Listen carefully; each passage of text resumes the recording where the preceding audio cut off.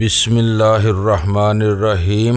گمنام ہیرو کے معزز ناظرین السلام علیکم۔ آئیے چلتے ہیں کہانی کی طرف۔ وہ باہر جانے کے لیے کبھی خوش نہ ہوتی، اپنے ہی ملک میں رہ کر مجاہدین سے چوری چھپے رابطہ قائم رکھنا چاہتی تھی اور ایک دوسرے کے تعاون سے دشمنوں کو نقصان پہنچانا چاہتی تھی، لیکن رسونتی کا نام سن کر وہ آمادہ ہو گئی۔ اس کے ذہن میں یہ بات تھی کہ کسی طرح رسونتی کو اپنے بس میں کر لے، اس کی کسی کمزوری سے فائدہ اٹھائے۔ اگر وہ کسی طرح خیال خوانی کے مقابل ہو جائے تو اس کی ٹیلی پیتھی مجاہدین کے لیے ایسا ہتھیار بن جائے گی جس کا جواب دشمن کبھی نہیں دے سکیں گے۔ وہ بڑی اداسی سے مسکراتے ہوئے بولی، آپ نے اس سوگوار ماحول میں واقعی خوشخبری سنائی ہے۔ یہ میرے لیے بہت بڑا اعزاز ہے کہ مجھے کسی بیرون ملک میں ٹریننگ کے لیے ایک اہم مشن پر بھیجا جا رہا ہے۔ میں خود کو اس انتخاب کی اہل ثابت کرنے کی کوشش کروں گی۔ وہ اپنے آفیسر سے مصافحہ کرنے کے بعد پچھلی سیٹ پر بیٹھ گئی۔ ڈرائیور نے گاڑی اسٹارٹ کی، پھر وہ وہاں سے جانے لگی۔ میں اس کے ساتھ رہا۔ اب وہ سوچ رہی تھی کہ مجھے جو اطلاع ملی ہے اس کے مطابق وین بائز سلطانہ کو یہاں جوا کھیلنے کے لیے لایا تھا۔ ان کے ساتھ ایزل ہارڈی بھی تفریحاً چلا آیا۔ اب تازہ ترین اطلاع کے مطابق وہ سلطانہ کے ساتھ آج رات کی فلائٹ سے پیرس چلا جائے گا۔ اگر یہ چلا گیا تو میں اس سے ملاقات نہیں کر سکوں گی۔ میں معلوم کرنا چاہتی ہوں کہ بدروہیں کس طرح اس کے قابو میں رہتی ہیں جبکہ وہ کسی پہلو سے وچ ڈاکٹر نظر نہیں آتا ہے۔ سوچنے کے دوران میں ایک خیال اس کے ذہن میں ابھرا، کیوں نہ موجودہ مشن کے سلسلے میں اس کی بدروہوں سے معلومات حاصل کی جائیں اور خاطر خواہ فائدہ اٹھائے جائیں، بشرطی کہ ایزل ہارڈی مجھ سے تعاون پر آمادہ ہو جائے۔ مگر ہاں، وہ انکار نہیں کرے گا۔ اس نے تو حبیبہ سے کہا تھا کہ وہ مجاہدین کی مدد کر رہا ہے، آئندہ بھی ان کے کام آنا چاہتا ہے۔ میں مجاہدین کے حوالے سے اس سے ملاقات کروں گی۔ وہ سوچ رہی تھی اور کھڑکی کے باہر گزرتے ہوئے مناظر دیکھ رہی تھی۔ اچانک اسے حبیبہ نظر آئی۔ وہ کار ہی کی طرف دیکھ کر سر کھجا رہی تھی۔ لیلا نے ڈرائیور سے کہا، المقصود اسٹور کے سامنے گاڑی روک دو۔ گاڑی رک گئی۔ وہ پچھلی سیٹ سے نکل کر اسٹور میں گئی۔ وہ ایک بہت بڑا جنرل اسٹور تھا۔ تھوڑی دیر بعد جب وہ کچھ خریدنے کے بعد واپس آئی تو پچھلی سیٹ پر ایک لفافہ پڑا ہوا تھا۔ وہ اسے اٹھا کر سیٹ پر بیٹھ گئی۔ دروازہ بند کرتے ہوئے کہا، چلو۔ گاڑی پھر اسٹارٹ ہو کر آگے بڑھ گئی۔ لیلا نے چور نظروں سے ڈرائیور کو دیکھا۔ وہ اس سے بے خبر تھا۔ حبیبہ بھی کوئی نادان نہیں تھی۔ اس نے سوچ سمجھ کر اس لفافے کو پچھلی سیٹ پر پھینکا ہوگا۔ اگر ڈرائیور دیکھ لیتا تو اسے ٹوک دیتا یا پھر اس لفافے کو اٹھا کر ضرور دیکھتا۔ اس نے چپ چاپ لفافے کو کھولا۔ اس کے اندر سے ایک طے کیا ہوا کاغذ نکالا۔ کاغذ کے ساتھ دو تصویریں تھیں۔ ایک تصویر میں ایک شخص کے ہاتھوں میں اسٹین گن نظر آ رہی تھی۔ وہ اس اسٹین گن کو کسی عرب مسلمان کے حوالے کر رہا تھا۔ تصویر ایسے ہی وقت اتاری گئی تھی جب وہ اسٹین گن ان کی طرف بڑھا رہا تھا۔ دوسری تصویر میں وہی شخص اسی عرب مسلمان سے نوٹوں کی گڈیاں لے رہا تھا۔ وہ تصویر بھی ایسے ہی وقت اتاری گئی تھی جب وہ نوٹ دیے جا رہے تھے۔ دینے والے کا ہاتھ اوپر ہوتا ہے، لینے والے کا نیچے۔ تصویر سے صاف ظاہر ہو رہا تھا کہ لین دین کس طرح ہو رہا ہے۔ وہ کاغذ کھول کر پڑھنے لگی۔ اس میں لکھا تھا، اس تصویر میں جو شخص اسٹین گن دے رہا ہے اور دوسری تصویر میں رقم لے رہا ہے، اس کا نام ڈیوڈ ہے۔ یہ ایک نہایت لالچی اور مکار یہودی ہے۔ یہ جانتا ہے کہ جدید ترین اسلحہ ترکی سے کس طرح اسمگل ہو کر یہاں آتا ہے۔ یہ ہتھیار خفیہ ہاتھوں سے ڈیوڈ کے پاس پہنچتے ہیں۔ ڈیوڈ انہیں مجاہدین کے ہاتھوں فروخت کرتا ہے۔ اگر یہ بات اسرائیلی حکومت کو معلوم ہو جائے تو ڈیوڈ یہودی حکام کے ہاتھوں کتے کی موت مرے گا۔ تم چاہو تو اس مکار کو یہودی حکام کے حوالے کر سکتی ہو۔ اب یہ ہمارے کام کا نہیں رہا۔ اس کی جگہ ایک دوسرا ایجنٹ آ گیا ہے۔ وہ ہمیں ہتھیار سپلائی کرتا ہے اور منہ مانگی قیمت وصول کرتا ہے۔ میں اس کا نام اور پتہ بھی لکھ رہی ہوں۔ تم بہتر فیصلہ کر سکتی ہو کہ اس سلسلے میں کیا کرنا چاہیے۔ ہم یہ چاہتے ہیں کہ ہمارا رابطہ براہ راست ان اسمگلروں سے ہو جائے جو ہتھیاروں کو ترکی سے یہاں لاتے ہیں۔ ہمیں یقین ہے کہ تم ڈیوڈ کے ذریعے سراغ لگاتے ہوئے ان اسمگلروں تک پہنچ جاؤ گی۔ اس طرح ہمیں وہ ہتھیار نسبتاً سستے ملنے لگیں گے۔ موجودہ ایجنٹ کا نام جوزف ہے۔ وہ اسی اسٹریٹ میں رہتا ہے جہاں کل تمہارے انٹیلیجنس کے ایک افسر مارٹن نے مجھے ٹریپ کرنا چاہا تھا۔ اس کے بنگلے کا نمبر 136 ہے، فقط تمہاری ایچ کے۔ اس نے حبیبہ الخیری کا مخفف کر کے ایچ کے لکھا تھا۔ لیلا نے کاغذ کو طے کر کے چھپا لیا۔ پھر وہ تصویر اپنے پرس میں رکھتے ہوئے ڈرائیور سے بولی، اولڈ مارکیٹ چلو۔ پرانے بازار میں ڈیوڈ کباڑیا سیکنڈ ہینڈ ماڈل کی خرید و فروخت کرتا تھا۔ اس نے لیلا کو دیکھ کر پوچھا، فرمائیے میں آپ کی کیا خدمت کر سکتا ہوں؟ لیلا لیلا نے اپنے پرس میں سے شناختی کارڈ نکال کر اس کی طرف بڑھاتے ہوئے کہا، خدمت تو میں کرنے آئی ہوں۔ اس کارڈ کو دیکھتے ہی ڈیوڈ کا چہرہ زرد پڑ گیا۔ اس نے اپنے آپ کو سنبھالتے ہوئے کہا، مس سارا، میں بالکل سیدھا سادہ کاروبار کرتا ہوں، کوئی ہیرا پھیری نہیں ہے۔ پھر آپ میرے پاس کیا لینے آئی ہیں؟ میں تم سے وہ ہتھیار خریدنا چاہتی ہوں جو تم مجاہدین کو بھی سپلائی کرتے ہو۔ وہ کھڑا تھا، ذرا پیچھے ہٹ کر دیوار سے لگ گیا۔ اس کے گھٹنے کانپ رہے تھے، کسی سہارے کے بغیر کھڑا نہیں رہ سکتا تھا۔ سارا نے اس کے کالر کو پکڑ کر اپنی طرف کھینچا، پھر اسے دوسرے دروازے کی طرف دھکا دیتے ہوئے کہا، اس کمرے میں چلو، ادھر گاہک نہیں آتے تھے۔ ڈیوڈ نے گڑ گڑا کر کہا، میں بالکل سیدھا سادہ کاروبار کرتا ہوں، جس نے بھی میرے خلاف رپورٹ دی ہے وہ میرا دشمن ہے، میں ہتھیاروں کے متعلق کچھ نہیں جانتا۔ لیلا نے سرد لہجے میں کہا، میں تم پر ہاتھ اٹھانا نہیں چاہتی، سیدھی طرح میرے سوالوں کا جواب دو۔ اس نے پرس میں سے وہ دونوں تصویریں نکال کر اس کی طرف بڑھا دیں۔ تصویر دیکھتے ہی وہ جاگ کی طرح بیٹھ گیا۔ لیلا نے کہا، میرے سامنے کھڑے رہو، میں ذرا کمزور دل کا آدمی ہوں، مجھے معاف کر دو، بیٹھنے کی اجازت دے دو۔ تم کھڑے رہو گے تو مجھے معلوم ہوتا رہے گا کہ میری کون سی بات تمہیں بیٹھنے یا چاروں شانے چت ہونے پر مجبور کر دیتی ہے۔ کم آن اسٹینڈ اپ۔ وہ ایک پرانی ٹوٹی ہوئی کرسی پر بیٹھ گیا تھا، وہاں سے اٹھتے ہوئے بولا، یہ میرے خلاف سازش ہے۔ آج سے 2 برس پہلے چند چھاپا مار مسلمان آئے تھے، انہوں نے مجھے گن پوائنٹ پر رکھ کر ایسی تصویر اتروانے پر مجبور کر دیا۔ وہ مجھے بلیک میل کرتے ہیں، کہتے ہیں کہ اگر میں ان کے مطالبات پورے نہیں کروں گا تو یہ تصویریں اسرائیلی حکام تک پہنچا دیں گے اور یہ ثابت کر دیں گے کہ میں یہودی ہو کر اپنی یہودی حکومت کے خلاف مسلمانوں کو ہتھیار سپلائی کرتا ہوں۔ وہ تو تم کرتے ہو، بلکہ کرتے تھے،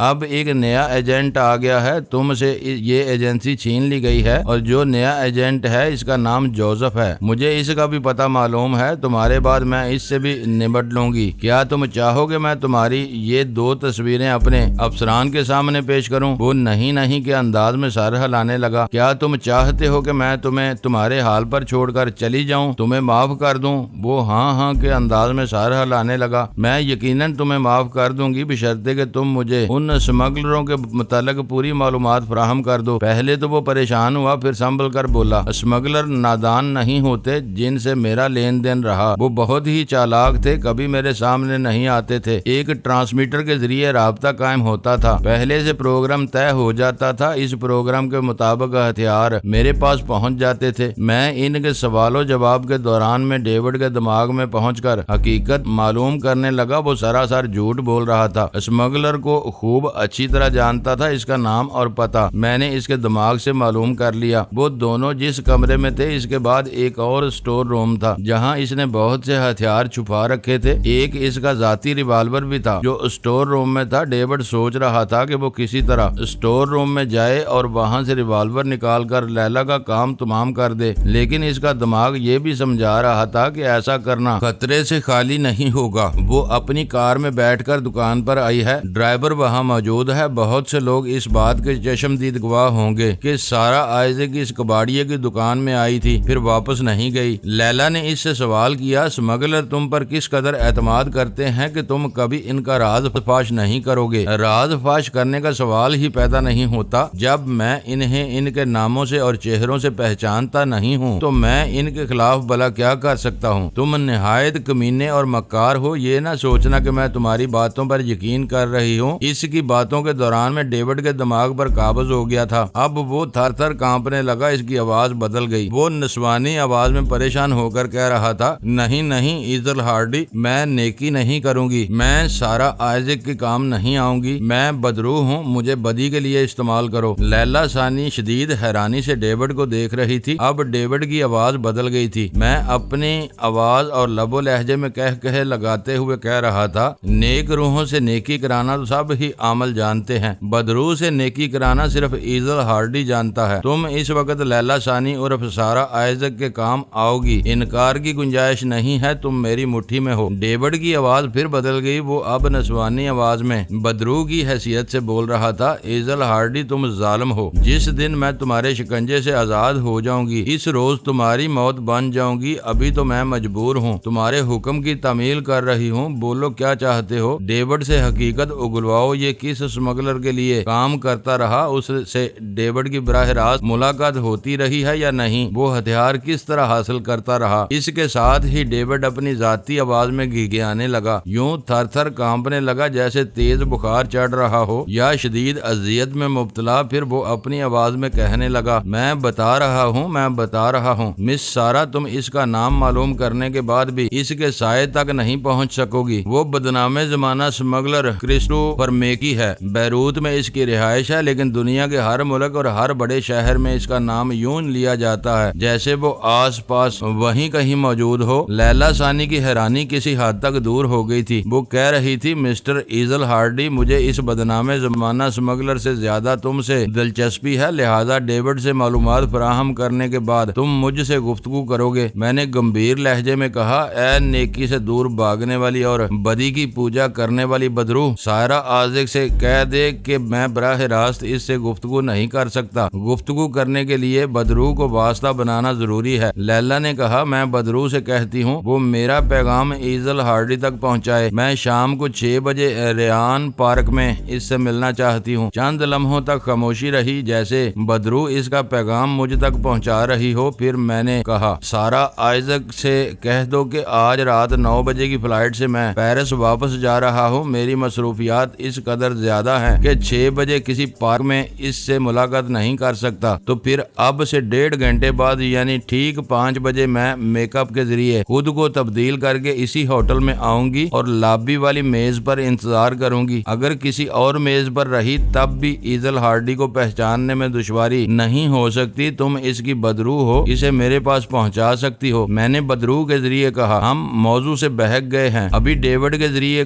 کرسٹوفر فرمیکی کے متعلق معلومات حاصل کرنا ضروری ہے۔ لیلا نے کہا، ڈیوڈ سے پوچھا جائے کہ اس سے کرسٹوفر فرمیکی کی ملاقات ہوتی ہے یا نہیں۔ چند لمحوں بعد ڈیوڈ نے کانپتے ہوئے کراہتے ہوئے کہا، اب سے 2 برس پہلے میں بیروت گیا تھا، وہاں کرسٹوفر فرمیکی سے ملاقات ہوئی۔ اس کے بعد سے میں نے اس کی صورت نہیں دیکھی اور نہ ہی یہ جانتا ہوں کہ آج کل وہ کہاں ہے۔ تمہارے پاس ہتھیار کن ذرائع سے پہنچتے ہیں؟ وہ ان ذرائع کے متعلق بتانے لگا۔ لیلا ثانی توجہ سے سنتی رہی۔ اس کے بعد اس نے کہا، ایزل ہارڈی، میں یہ چاہوں گی کہ کسی طرح کرسٹوفر فرمیکی تک پہنچ کر فلسطینی مجاہدین کے لیے مفت ہتھیار حاصل کروں۔ وہ اسمگلر بیچارے مجاہدین کو لوٹ رہا ہے، انہیں ہتھیاروں کی شدید ضرورت ہے، اسی لیے وہ منہ مانگی قیمت ادا کرتے رہتے ہیں۔ ڈیوڈ نے کہا، تم سیکرٹ سروس میں ہو، یقیناً تم نے کرسٹوفر میکی کا نام سنا ہوگا اور تمہارے ہاں ریکارڈ میں اس کی تصویریں وغیرہ بھی ہوں گی۔ وہ بولی، ٹریننگ کے دوران میں ہم تمام بین الاقوامی سطح کے مجرموں کے ریکارڈ پڑھتے رہتے ہیں اور انہیں اپنی یادداشت میں محفوظ رکھتے ہیں۔ میں کرسٹوفر میکی کے متعلق بہت کچھ جانتی ہوں، لیکن ریکارڈ میں یہ لکھا ہوا ہے کہ مختلف ممالک میں اس کی مختلف تصویریں پائی گئی ہیں۔ اس کی اصلی تصویر کون سی ہے یہ کہنا بہت مشکل ہے۔ ہو سکتا ہے جتنی تصویریں ہمارے ریکارڈ میں ہیں ان میں سے کوئی بھی اصل تصویر نہ ہو اور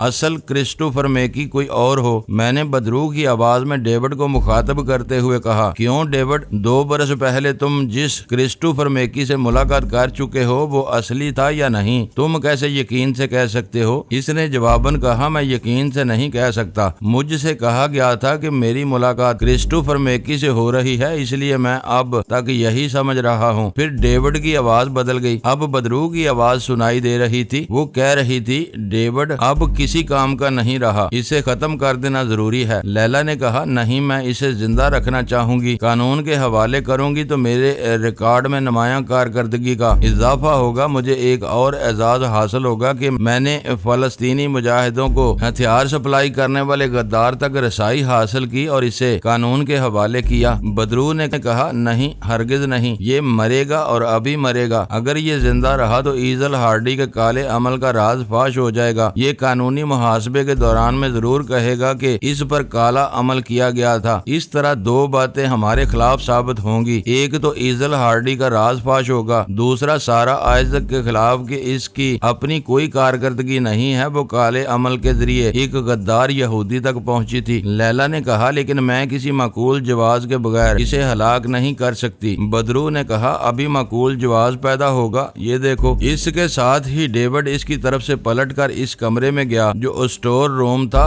اور وہاں ہتھیار رکھے ہوئے تھے۔ وہ وہاں سے ایک ریوالور اٹھا کر لے آیا، پھر اکڑتے ہوئے اور للکارتے ہوئے کہا، مس سارہ آئزک، اب تم میرے ہاتھوں سے بچ کر نہیں جا سکتی، میں تمہیں گولی مار دوں گا، یہ دیکھو۔ یہ کہتے ہی اس نے فائر کیا۔ لیلا کاٹھ کی پتلی نہیں تھی کہ گولی کھانے کے لیے ایک جگہ کھڑی رہتی۔ آخر ٹریننگ کس دن کے لیے حاصل کی تھی؟ گولی چلنے سے پہلے ہی وہ پینترا بدل کر بڑی پھرتی سے دوسری طرف چلی گئی تھی۔ وہ دوسری طرف نہ بھی جاتی تب بھی ڈیوڈ کا نشانہ صحیح نہ لگتا، میں جو اس کی کھوپڑی میں سمایا ہوا تھا۔ ڈیوڈ فاتح کے انداز میں کہا لگاتے ہوئے کہہ رہا تھا، تم مجھ سے بچ کر نہیں جا سکو گی، اب دوسری گولی سے بچو۔ دوسرا فائر ہونے سے پہلے ہی لیلا ثانی نے اپنے دائیں ہاتھ کو ایک جھٹکا دیا، اس کے ساتھ ہی اس کی آستین سے ایک چاقو نکل آیا۔ دوسرے ہی لمحے وہ چاقو تیر کی طرح آیا اور ڈیوڈ کے سینے میں ترازو ہو گیا۔ لیلا ثانی کی پھرتی قابل دید تھی، صرف چند سیکنڈ میں اس نے چاقو نکالا تھا اور وہ چاقو ڈیوڈ کے سینے میں پیوست ہو گیا تھا۔ یوں لگتا تھا اس کے بدن میں بجلی بری ہے، جیسے وہ ایک ساتھ میں سوئچ کی طرح آن ہوتی ہے اور دوسری ساتھ میں موت کی تاریکی کی طرح چھا جاتی ہے۔ وہ دکان سے باہر آئی، کار کی اگلی سیٹ پر بیٹھ کر ڈیش بورڈ کو کھولا اور ٹرانسمیٹر کے ذریعے رابطہ قائم کر کے سیکرٹ سروس کے چیف آفیسر کو صورتحال بتائی۔ چیف آفیسر نے طیلہ عبید انٹیلیجنس کے شعبے سے رابطہ قائم کیا۔ 10 منٹ کے بعد ہی انٹیلیجنس کے 2 افسران اپنے ماتحتوں کے ساتھ وہاں پہنچ گئے۔ لیلا نے بیان دیا کہ میں کار میں یہاں سے گزر رہی تھی کہ دکان میں ایک فلسطینی مسلمان کو دیکھا، وہ مشکوک نظر آتا تھا۔ دکاندار ڈیوڈ کے ساتھ دکان کے اندرونی حصے میں جا رہا تھا۔ جب میں کار سے اتر کر دکان کے اندر پہنچی تو وہ مسلمان وہاں نظر نہیں آیا۔ میری آہٹ سن کر دکان کے اسٹور روم کا دروازہ کھلا۔ ڈیوڈ مجھے دیکھتے ہی گھبرا گیا۔ میں سمجھ گئی کہ وہ مجھے جاسوسا کی حیثیت سے جانتا ہے۔ میں نے پوچھا، وہ نوجوان کہاں ہے جو ابھی یہاں نظر آیا تھا؟ وہ پریشان ہو کر بولا، یہاں تو کوئی مسلمان نہیں آیا تھا۔ تب میں اسے دھکا دے کر اسٹور روم کے اندر گئی۔ اس کا پچھلا دروازہ کھلا ہوا تھا۔ یقیناً وہ فلسطینی غدار وہاں سے فرار ہو گیا تھا، لیکن اسٹور روم میں مجھے ایسے ہتھیار نظر آئے جو فلسطینی چھاپا مار استعمال کرتے ہیں۔ انٹیلیجنس کے افسر نے پوچھا، لیکن آپ نے اسے ہلاک کیوں کر دیا؟ وہ زندہ رہتا تو ہمارے بہت کام آتا۔ لیلا نے ناگواری سے کہا، مسٹر، اتنی عقل مجھ میں بھی ہے، میں ایسے مجرموں سے اور غداروں کو ہر حال میں زندہ رکھتی ہوں۔ لیکن اس نے اچانک ریوالور نکال لیا تھا، وہ دیکھو دیوار میں گولی کا نشان بنا ہوا ہے۔ ایک گولی سے بچ گئی، کیا ضمانت تھی کہ دوسری گولی سے بھی بچ جاتی؟ لہذا مجھے جوابی کارروائی کرنا پڑی۔ لیلا نے مجھ سے کہا کہ 1.5 گھنٹے بعد یعنی 5 بجے ہوٹل میں آ کر مجھ سے ملاقات کرے گی اور اس وقت وہ کسی دوسری لڑکی کے میک اپ میں ہوگی، لیکن وہ 5 بجے نہ آ سکی۔ فلسطینی مجاہدوں کو ہتھیار سپلائی کرنے والا کیس ایسا تھا جسے اسرائیلی حکومت نظر انداز نہیں کر سکتی تھی۔ یہ معاملہ سیکرٹ سروس کے اہم افسران کے درمیان زیر بحث رہا اور اس نشست میں لیلا ثانی کو بھی شریک کیا گیا۔ ان افسروں کے درمیان میز پر لیلا ثانی کا ریکارڈ فائل رکھا ہوا تھا اور وہ اس پر بحث کر رہے تھے۔ ایک افسر نے کہا، مس سارا آئزک نے ٹریننگ کے دوران ایسے دلیرانہ کارنامے انجام دیے ہیں جن کی توقع ہم طلباء اور طالبات سے ٹریننگ مکمل کرنے کے بعد بھی مشکل سے کرتے ہیں۔ دوسرے افسر نے کہا، مس سارا آئزک نے ابتدا ہی سے قوت ارادی اور حاضر دماغی کا بے مثال ریکارڈ قائم کیا ہے۔ اب یہی دیکھ لیں کہ گاڑی سے گزرتے ہوئے صرف ایک فلسطینی مسلمان پر اس کی نظر پڑی اور اس کے ذہن نے فوراً اسے چوکنا کر دیا۔ یہ فوراً ڈیوڈ جیسے غدار تک پہنچ گئی۔ اگر وہ فائر نہ کرتا تو سارا اسے ہمارے پاس زندہ لے آتی۔ لیلا ثانی نے ادب سے کہا، آپ لوگوں کی حوصلہ افزائی سے مجھے اس مقام تک پہنچایا ہے۔ جیسا کہ آپ جانتے ہیں، میں اپنے باپ کی آخری رسومات میں شریک ہونے گئی تھی، اس لیے میرے پاس کوئی ہتھیار نہیں تھا۔ وہ تو ہمیں تاکید کی گئی ہے کہ ہر حال میں ہمارے پاس کچھ نہ کچھ ہونا چاہیے، اس لیے میں آستین میں ایک خنجر چھپا کر رکھتی ہوں۔ وہی خنجر میرے کام آ گیا۔ وہ نہ ہوتا تو شاید اس وقت میں آپ لوگوں کے سامنے زندہ سلامت نظر نہ آتی۔ ایک افسر نے تائید میں سر ہلا کر کہا، بے شک ہم مانتے ہیں کہ بڑی مجبوری کی حالت میں تم نے اسے ہلاک کیا ہے، بہرحال ہم مایوس نہیں ہیں۔ ہم ان لوگوں تک پہنچ سکتے ہیں جو ہتھیار سپلائی کرتے ہیں یا ڈیوڈ جن سے ہتھیار حاصل کر کے فلسطینی چھاپا ماروں تک پہنچایا کرتا تھا۔ تم نے اس مسلمان مجاہد کو دیکھا ہے، تم اسے ہزاروں میں پہچان سکتی ہو۔ لیلا نے کہا، یقیناً وہ فلسطینی چھاپا مار شہر سے باہر جانا چاہے گا۔ اگر وہ گرفتار کر لیا گیا یا شک و شبے کی بنا پر حراست میں رکھا گیا تو میں اسے پہچان لوں گی، لیکن اس کے لیے وقت چاہیے ہوتا ہے۔ آج کل نہ نکلے، کل یا کسی اور دن نکلے۔ ایک افسر نے کہا، ہم نے اس پہلو پر غور کیا ہے، ہمارے فیصلے کے مطابق 14 گھنٹے کے بعد تمہیں رسونتی کے ساتھ نیپال جانا تھا، لیکن ہم نے فیصلہ بدل دیا ہے۔ لیلا ثانی نے چونک کر اس افسر کو دیکھا۔ ویسے میں بھی چونک گیا تھا۔ اسرائیلی سیکرٹ سروس کے اہم افسران لیلا ثانی کو مزید ٹریننگ کے لیے بیرونی ملک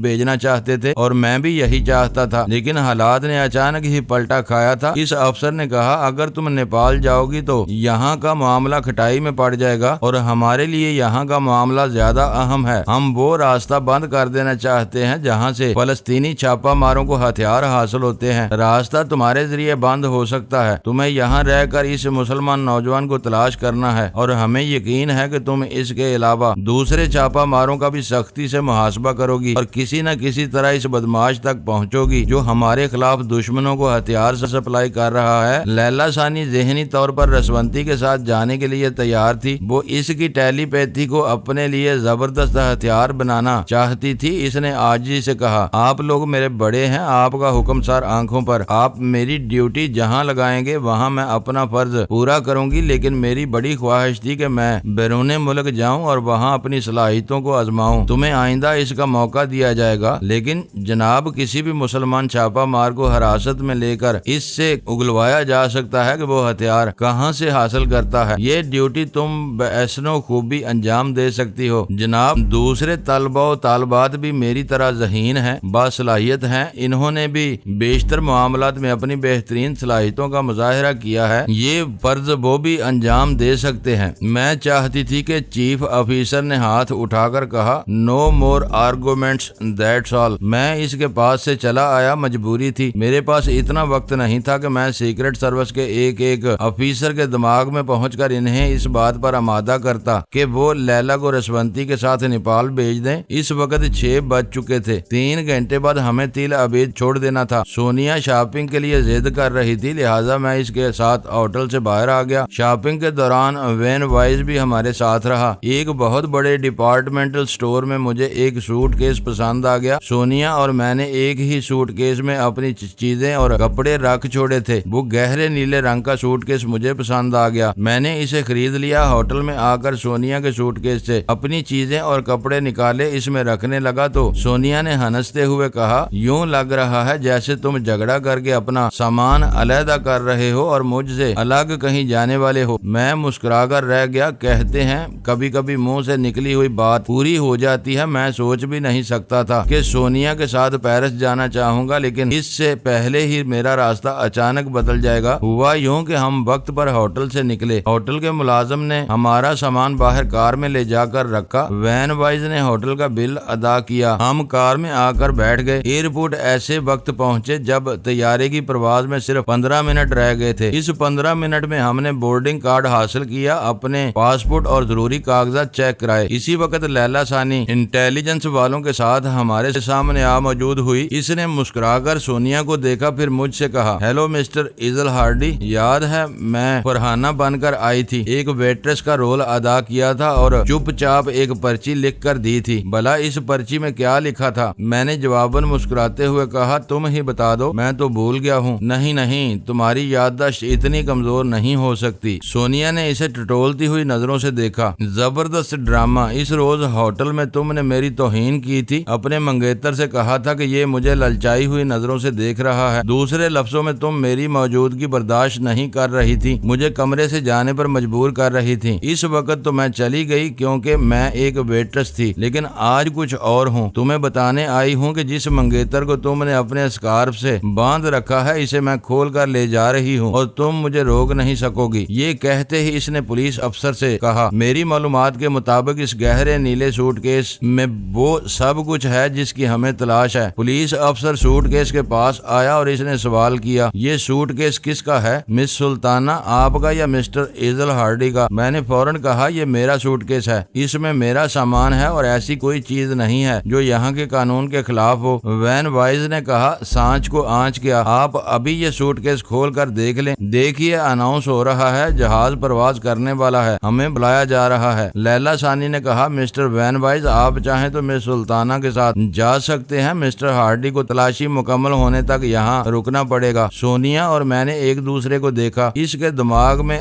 رسونتی پہنچی ہوئی تھی۔ وہ کہہ رہی تھی سونیا یہ کون سی بلا پیچھے پڑ گئی ہے، کہو تو میں ابھی اس کی بات پوری ہونے سے پہلے میں نے کہا ہرگز نہیں، لیلا کو بالکل نہ چھیڑنا ورنہ بات بگڑ جائے گی۔ میں نے باتوں کے دوران لیلا کے ذہن کو کو پڑھ لیا ہے۔ یہ گہرے نیلے رنگ کا سوٹ کیس میرے سوٹ کیس جیسا ہے، لیکن یہ میرا نہیں ہے اور اس میں کوکین کے پیکٹ رکھے ہوئے ہیں۔ مجھے یہ لوگ آسانی سے نہیں جانے دیں گے۔ رسونتی نے پریشان ہو کر کہا، سونیا میرا کیا ہوگا؟ تم بھی یہاں رک جاؤ گی تو میرے پیچھے نیپال تک کیسے آ سکو گی؟ میں نے کہا، سونیا تم وین وائز کے ساتھ جاؤ اور وقت پر پیرس پہنچو۔ یہ سارا نے جن وجوہات کی بنا پر اس نے انہیں روک لیا ہے، سونیا نے جواب دیا۔ لیلا نے واقعی اپنی ضرورت کے تحت فرحاد کو روکا ہوگا، لیکن فرحاد صاحب کو تو ہم اچھی طرح جانتے ہیں، وہ ایک دن روکے گی، یہ حضرت ایک صدی کے لیے رک کر رہ جائیں گے۔ میں نے فوراً کہا، ایسی کوئی بات نہیں ہے۔ ایک عرصہ گزر گیا، میری زندگی میں کوئی عورت نہیں آئی۔ یوں تو آئے دن ایک سے ایک نازنینوں سے ملاقات ہوتی ہے، لیکن میں نے کبھی کسی میں دلچسپی نہیں لی۔ زیادہ پارسا بننے کی کوشش مت کرو، میں کسی وقت بھی تمہاری پارسائی کا بھانڈا پھوڑ سکتی ہوں۔ بھلا وہ کیسے؟ رسونتی خیال خوانی کرنے لگی ہے۔ میں تم سے دور رہ کر تمہاری حرکتوں کو نہیں دیکھ سکتی، لیکن رسونتی دیکھ سکتی ہے اور مجھے تمہارا کچا چٹا سنا سکتی ہے۔ رسونتی نے فوراً ہی کہا، نہیں نہیں سونیا، مجھ سے یہ کام نہ لینا۔ میں نے ماضی میں فرحاد سے اسی بنا پر اختلاف مول لیے، ہمیشہ شبہ کرتی رہی، کبھی عقل نہیں آئی کہ جب مرد کو بہت بڑی طاقت حاصل ہو جاتی ہے، وہ کسی غیر معمولی عہدے کا مالک بن جاتا ہے، تو پھر اسے مان مانی کرنے سے کوئی نہیں روک سکتا۔ وہ شادی ایک کرتا ہے مگر حرم سرا بہت بڑی رکھتا ہے، پھر بھی